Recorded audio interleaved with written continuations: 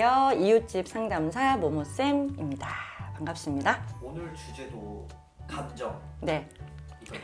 자, 어쩔 수 없습니다. 감정은 심리학에서 빼놓을 수가 없고, 감정이라는 제가 이렇게 한번 정해봤는데, 제가 책을 쓰면 제목으로 좀 하고 싶었어요. 왜 그러냐면은, 제가 이 콘텐츠 만들게 된 계기는 저희 남편하고 대화를 하다가 제가 되게 많이 아팠어요. 근데 이제 남편이 어느 날 밤에 걱정이 되니까 와서 당신은 감정이 독인 것 같다 이러는 거예요. 그래서 그게 무슨 말이냐 그랬더니, 아니 너무 사소한 거부터 너무 뭐 심각한 것까지 너무 감정을 쓰는 것 같다는 거예요, 나를. 당신은 그랬더니 나는 감정을 안 써. 평상시에 하루로 보면 하루 종일 감정이라는 영역은 건들지도 않다가 밤에 집에 와서 샤워할 때 그때 빵 폭발한다는 거예요. 그때 감정이 문을 연대요. 근데 나는 그게 너무 그때 와닿는 말이었어요. 왜냐면은 선생님이 상당히 공감도, 뭐 직업이 이런 상담사라 그래서 그런가 공감을 많이 하고 상당히 이해해야 된다. 감정을 많이 써야 된다라는 게 병처럼 가지고 있는 건데, 그게 어떤 영역에서는 내 건강에도 독이 되는 거잖아요. 근데 우리 남편 같은 경우는 그런 부분에서 보호하는 거죠. 감정을 많이 썼더니 좋지 않다. 이러니까 본인을 보호하는 걸로 평상시에는 감정을 좀 아껴놨다가 마지막에 그거를 좀 막 열받았던 거 막 샤워하면서 욕하고 막 이런데요. 그래서 내가 저걸 좀 배워야 되겠다 이러면서 감정에 대해서 좀 우리 내담자들도 분석해보고 나서 제가 지금 알게 된 거예요. 그래요. 근데 이거를 우리가 어쩔 수 없습니다. 우리가 나무가 자라도 나무가 만약에 폭풍우에 휘말리거나 아니면 가지가 꺾이거나 그러면 거기에 상처가 흔적이 남잖아요. 그러니까 우리 인간도 똑같아요. 선생님 같은 경우도 똑같은 거예요. 왜 감정적이 되었는지.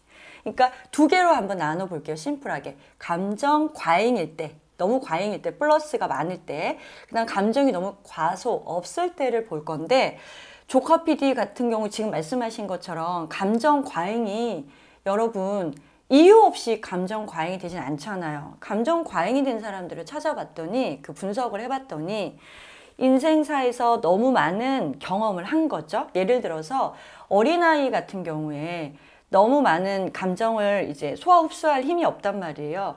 근데 내가 만약에 10살 때 너무 큰 충격을 받았어. 트라우마를 겪었어. 그럼 본의 아니게 감정을 많이 그러니까 감정은 깊이와 넓이가 있다 그러는데, 깊이도 깊어졌어. 어쩔 수 없이. 넓이도 넓어졌어. 그럼 이 친구의 감정 그릇이 커진 거잖아요. 그 다음에 이제 뭐 청소년기가 됐어. 그 친구가 겪지 않아야 될 게 갑자기 막 빵빵 터져요. 그러면 그 친구가 내가 되게 심각한 일이 터져도 저건 내 할 바 아니야. 그리고 감정을 닫을 수가 없지만 보통 거기서 깊이와 넓이가 넓어지기 때문에 감정을 많이 쓰는 사람이 되는 거예요.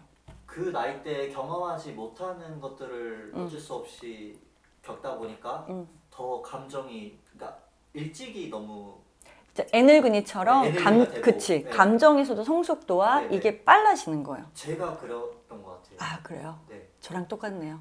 네. 자, 나중에 조카 PD 한번 여기 와서 상담 한번 저랑 한번 해보도록 하겠습니다. 그리고 우리 조카 PD, 자, 감정적이다, 공격성이 많다, 분노 폭발, 이 사람들에 대해서도 잠깐만 생각해 보는 게, 그 공격성이 시작되는 시작점이 있어요. 시작점이 뭔지 아세요? 자, 이런 거예요, 조카 PD. 예를 들어 지붕에 물이 새요. 네. 만약에. 그러면 우리 그거 어떻게 해요? 누수되면 물길을 잡으려고 할 때 시작점에 가서 이렇게 공사를 해야 되죠? 말아야죠. 그렇죠. 제가 사실 상담 일을 하면서 막 폭력 행사했던 사람부터 시작해서 공격성이 많은 사람들을 많이 상담을 해요. 그러니까 제가 약간 센 내담자들 담당이다. 이제 이렇기도 해요. 생긴 거는 안 그렇게 생겼는데, 센 분들을 봐도 이렇게 말씀드리면 그런데 되게 이해가 될 때가 있어요. 그러니까 겁이 나거나 뭐 쫄리거나 이러지가 않고 이 사람이 공격성을 키워올 수밖에 없었던 게 이해가 되니까 오랫동안 상담을 해보니까 축적이 되잖아요. 그 데이터들이. 그러니까 막 화내면 사람들이 무섭다 그러는데 저는 별로 무섭지가 않는 거예요. 화의 근원이 뭐냐면, 사실 어릴 때로 들어가면 갑자기 애가 화가 날까요? 갑자기 애가 잘하다가 막 폭발한 애가 되지 않아요. 화의 근원은 자기가 원하는 게 있었는데 그게 자꾸 좌절될 때, 나는 저거 하고 싶은데 안 돼. 저거 하고 싶은 거 안 돼. 그럼 처음부터 화나는 게 아니라 처음에 조금 좌절감에서만 있고 반복되면은 화가 나요. 화가 나다가 화가 반복되면 우울해져요. 그러니까 사실은 우울한 사람들의 밑에 수동 공격성, 그 다음에 화나는 마음 이런 게 찾아보면은 되게 많아요. 그러니까 우리가 저 사람은 예를 들어 저 사람은 왜 저렇게 감정적이야 공격적이야 하지만 어쩔 수 없이 그렇게 감정이 형성되어 왔다는 것도 있는 거죠. 감정을 표출하고 화를 내는 게 어쩌면 그 사람의 인생에서 필요했을 수 있다는 거예요. 그게 예를 들어서 너무 화내는 게 야, 너 왜 이렇게 공격적이야 나쁜 애야 이렇게 했으면은 분명히 그게 줄어들었을 건데 이 화를 내야만 사라지는 사람도 있거든요. 그럼 반대로 가볼게요. 감정 과잉이 그렇다면은 감정 과소 없어. 우리 남편처럼 감정을 좀 단절해 놓는 사람들. 뭐 어떤 면에서는 감정이 메말랐다라고도 좀 볼 수 있어요. 그런 사람들은 어떨 것 같아요? 근데 잠깐 다른 얘기는 선생님. 네네네. 지금 말씀하신 것처럼 감정이 메말랐다, 감정이 없다 이런 사람들이 요즘에는 오히려 더 환영받는 것 같아요. 요즘 시대에는. 어떤 면에서? 그러니까 회사 생활을 하든 오히려 막 감정적으로 한 사람보다 그냥 네 일은 네가 알아서 하고 내 일은 내가 알아서 하고 각자 알아서 일 끝내고 딱 뒤돌아서 가고 감정 소모 안 하고 감정을 서로 섞지 않는 이런 게 오히려 요즘 더 환영받는. 그건 그래요. 자, 요 설명하고 그거 좀 설명 더 드리면 감정이 메말랐다 할 때 제가 설명을 드렸잖아요. 사람들은 자기를 보호하는 방식으로 성장을 하고 그 방향성을 찾거든요. 근데 예를 들어 보세요. 어떤 가정폭력 상황에서 아이가 2명 자랐다고 해보세요. 한 친구는 그 상황에 되게 압도가 돼요. 그러면 우울하고 병리적으로 가겠죠. 너무 반복이 되면. 근데 한 친구는 그 부분에서 감정의 문을 닫아요. 내 감정을 말 그대로 소모를 안 시켜요. 그러면 성장 과정에서 그게 자신을 보호하는 역할이 되는 거예요. 어쩌면 감정의 문을 닫는 게. 그래서 감정이 메마르게 되는데 이러다가 성장이 됐는데 연인 관계나 친구 관계에서 야, 너 왜 이렇게 감정이 메말랐어? 라고 그 부분만 딱 떼서 이해하면 너무 야속하고 참 혹독한 평가인 거예요. 왜 저 사람이 감정이 메마를 수밖에 없는지에 대해서 들여다봐야 되는 거죠. 그리고 지금 말씀하셨는데 요즘 시대에 우리 지금 코로나, 포스트 코로나가 지난 시기에 우리가 코로나 때 고독기가 있었잖아요. 내가 아무리 감정을 드러내고 좀 공감받으려고 해도 그러니까 세계적으로 다 혼자 있어라 이렇게 고립될 수밖에 없는 병과 관련돼서 자신을 지키기 위해서 그랬잖아요. 그러니까 그때 느껴본 거야. 아, 감정을 좀 닫고 혼자 작업에 좀 몰두해야 되는구나. 그래서 사실 한편으로는 상당히 도움이 많이 돼요. 조카 PD가 말씀하신 것처럼. 근데 왜 정신과는 늘어나고 상담 예약은 많을까요? 그러니까요. 그러니까 이런 것 같아요. 우리가 가뭄이 되면은 물이 더 많이 이제 필요하고 홍수가 되면은 또 물이 또 줄어들어야 되듯이 감정의 바다에도 이런 조절이 필요한 것 같아요. 감정의 문을 닫아놓는 것도 문제고 너무 감정을 방출하는 것도 문제고 이제 사람들이 해본 거예요. 옛날 시대 같을 때는 감정 폭발하는 거, 이제는 코로나 지나고서 감정을 닫아놓는 거. 그러니까 둘 다 건강하지가 않네? 요거를 좀 균형 있게 내가 좀 쓰고 싶다. 이러니까 저는 그렇게 생각해요. 포스트 코로나 시대에 정신의학과가 지금 한 40%가 늘었다고 그러고요. 병원을 이제 개업하는 수가. 그리고 이제 상담센터에서도 지금 예약이 너무 밀려 있는 거예요. 이게 저는 긍정적인 면에서 건강하게 내 감정의 바다에 그런 어떤 균형을 찾고 싶다라는 사람들의 움직임이 아닌가. 그래서 옛날에는 병리적인 쪽에서만 왔는데 사실 지금 내담자들을 보면은 상당히 심각한 사람들이 온다기보다 깊이가 있어졌어요.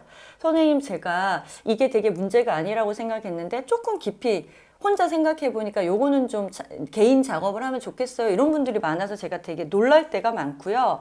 지금 2030 청년층들이 많아요. 그래서 어떤 분들은 막 그 상하차라는 알바 있어요? 상하차? 네, 되게 있어요. 빡센 알바. 예. 그거를 막 한 달을 해서 돈을 모아서 상담비로 갖고 오는 케이스도 있어요. 그래서 너 왜 그렇게까지 하냐 그러면 아니 내 마음에 대해서 건강하게 좀 이렇게 청소도 마음 찌꺼기도 좀 없애주고 싶고 그 다음에 저도 좀 성장하고 싶어서 지금 돈은 없으니까 자기가 알바해서라도 오고 싶었어요. 이러면 제가 진짜 뭉클해요. 막 울컥한 거예요. 너무. 엄청 힘들어요. 저도 그래요? 허리 나가요. 아, 그래요? 제가 정확한 게 어떻게 하는지는 모르는데 그 마음이 예뻐서 제가 되게 그런 분들을 만날 때 되게 어떤 면에서는 상담이나 이런 상담 수요가 늘어나는 게 이런 건강한 사람들이 많아져서도 있구나. 다 자기 안에 작업을 좀 하고 싶구나. 마음의 찌꺼기 청소를 해서 좀 홀가분해지고 싶구나. 더 나은 내가 되고 싶구나. 이런 흐름들이 있다는 걸 제가 되게 체감하는 것 같아요. 그러니까 결론적으로 감정이 너무 메말라도 안 좋고 그렇죠. 너무 많아도 안 좋다고 하셨는데 그렇죠. 그러면 이제 적정한 감정을 유지하려면 좀 어떻게 해야 될지 제가 사실은 영상에서 거의 공통된 메시지가 나가긴 하는데, 사람들을 볼 때요, 뭐 친구건 연인이건 가족도 그렇고 뭐 윗사람도 그렇고 다 도대체 이해 못 하겠어요 이런 말을 할 때 그런 말은 해도 돼요. 근데 한 번 정도 저 사람의 각오 속에 저 사람의 모양은 뭘까? 그러니까 저 사람이 감정적이 된 이유도 허우적대다가 저렇게 됐겠거니, 그 다음에 저 사람이 메말라진 이유도 저게 본인의 보호 기제였겠거니라는 생각을 한 번만 좀 했으면 좋겠어요. 그러고 나면은 훨씬 더 감정의 이해의 깊이가 넓어진 본인을 좀 만날 수 있거든요. 그러니까 그런 부분들을 저는 약간 이런 영상들이 상담 뭐 기술이나 우리 상담가들이 내담자들을 보는 어떤 이해의 어떤 관점들을 좀, 그러니까 상담가적 관점 이런 식으로 많이 좀 일반화시켜서 일반 우리 뭐 칭카님들 2030 모든 분들이 이런 것들이 장착이 좀 됐으면 좋겠어요. 안전장치를 가져서. 그게 제가 이 영상을 하는 취지가 아닐까 싶어요. 감정이라는 단어는 굉장히 일상적인 단어지만은 이거를 좀 깊게 이해하려면은 좀 쉬운 작업은 아닌 것 같습니다. 맞습니다. 네, 요거 관련해서도 앞으로 좀 컨텐츠를 몇 개 더 했으면 좋겠어요. 알겠습니다. 제가 좀 더 이해하기 쉽게 이 어려운 거 좀 단순화시켜서 어떻게 좀 이해할 수 있는지 고민을 해서 찾아뵙도록 하겠습니다. 네. 자, 오늘은 여기까지 하도록 하고요. 다음에 또 새로운 주제로 재밌게 찾아오도록 하겠습니다. 오늘도 즐겁게 보내세요. 빠이.